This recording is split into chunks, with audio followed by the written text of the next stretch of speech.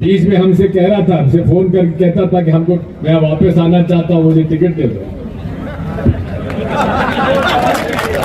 Scheme लागू करने का फैसला लिया है। मुझे जानकारी मिली है कि आप लोग उससे खुश हैं, लेकिन इतना जरूर आपसे कहूंगा कि ऐसा कुछ मत करो जिससे ऐसा लगे कि तुम भारतीय जनता पार्टी कार्यकर्ता के रूप में काम कर रहे हो, विशेषकर थानेदारों, पुलिस विभाग से। अरे हम लोगों ने तो आपको कांग्रेस के कार्यकाल में एक हफ्ते में एक दिन की छुट्टी भी मंजूर की थी, जो भारतीय जनता पार्टी ने आपसे नहीं ली। फिर ऐसा क्या कारण है कि आप हमारे कांग्रेसियों को तो फंसाते हो और भाजपा के गुंडों को छोड़ देते हो? क्या माफी की प्रक्रिया शुरू हो गई थी और 27 लाख किसानों को कर्जा माफ हो गया था, लेकिन कुछ ऐसे बेईमान और गद्दार विधायक जो कि आपका यहाँ पे, जिनको आपने चुन के भेजा था, करोड़ों में बिक गए। और वो करोड़ों में बेचने के बाद फिर यहाँ पर खूब पैसा कमाया और आजकल साड़ियां बांट रहे हैं। चुनाव है ना, ये साड़ी बांट रहे हैं।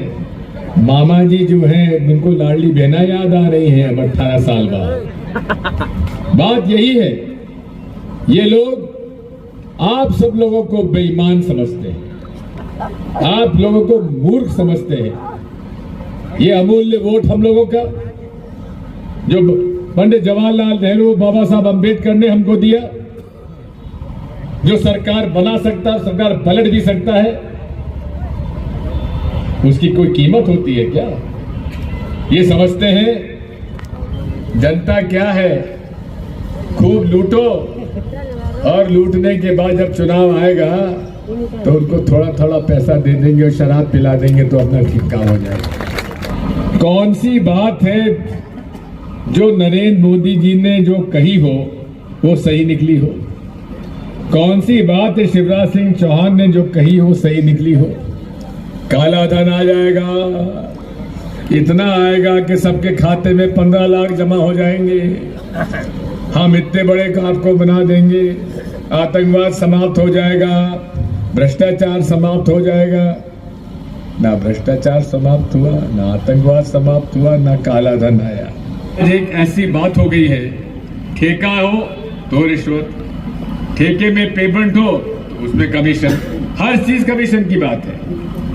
मैं आपसे कहना चाहता हूं कि आप इस बात को समझ लीजिए, जितने घोटाले इन्होंने किए हैं, लाखों करोड़ों के घोटाले किए हैं, उसकी हमने पर्चा छपाया है। एक एक घोटाले की जांच की जाएगी और मैं आपसे कहना चाहता हूं, जो जो दोषी होंगे उनके खिलाफ सख्ती से कार्रवाई की जाएगी। आचार संहिता जब तक नहीं लगी थी तब तक लोग डरे थे कहीं हम पर कार्रवाई ना हो जाए, लेकिन आचार संहिता आने के बाद एक बाढ़ सरीखी आ रही है भारतीय जनता पार्टी के खिलाफ में। एक ऐसी बाढ़ आ रही है कि अब लगने लगा है कि जनता बदलाव चाहती है, जनता भाजपा को हराना चाहती है। लेकिन साथियों, हमको बहुत ऐसे लोगों से अब प्रेम नहीं है जो कांग्रेस के साथ गद्दारी करते हैं। मर्द वो होता है जो विचारधारा की लड़ाई लड़ता है, जो आदर्शों की लड़ाई लड़ता है। मुझे तो इस बात का दुख है, हम ज्योतिराज सिंधिया जी का बड़ा सम्मान करते थे और उनके पिता स्वर्गीय श्रीमद माधवराव सिंधिया जी, वो कांग्रेस में हम लोग उनको लाए थे और हम उनका बड़ा साथ आदर सम्मान करते थे और बेहद शरीफ व्यक्ति थे, बड़े अच्छे, और काफी उन्होंने विकास हमारे इस बार कराया। ज्योतिराज सिंधिया जी को भी हमने मंत्री बनाया, सोनिया गांधी जी के परिवार से निकट के संबंध थे, लेकिन चुनाव भारतीय जनता पार्टी के उम्मीदवार से चुनाव हारे और हारने के बाद जिसने उनको हराया उसी के पार्टी में शामिल होकर घुटने टेक दिए। ये बहादुरी की निशानी नहीं है, ये तो कायरता की निशानी है। इसलिए साथियों, अरे हम लोग तो वो हैं, अपने आदर्शों के लिए मर मिटेंगे, अपने विचारधारा के लिए मर मिटेंगे। चुनाव जीते हारे क्या होता है, लेकिन अपने विचारों के आदर्शों के साथ समझौता नहीं कर सकते। मोदी जी को मध्य प्रदेश के भाजपा के नेताओं पर कोई विश्वास नहीं बचा, इसलिए वो पूरे तरीके से असफल रहे। ये चुनाव आयोग को इसको संज्ञान में लेना चाहिए और तत्काल उस व्यक्ति खिलाफ FIR दर्ज, उसके खिलाफ मुकदमा दायर करना चाहिए।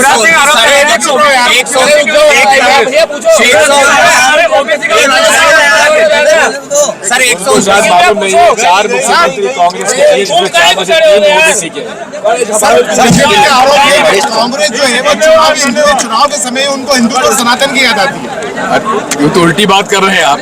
उन्हीं को याद आता है हिंदू धर्म और सनातन धर्म। हम लोग तो धर्म को राजनीति का अंग नहीं मानते। हर व्यक्ति को अपनी बात करने का अधिकार है। इसको चुनावी मुद्दा धर्म होना ही नहीं चाहिए और ये कानूनन अधिकार, कानूनन भी ये अलाउड नहीं है, इसकी स्वीकृति नहीं है। कितनी सीटें आ रही हैं आपके हिसाब से?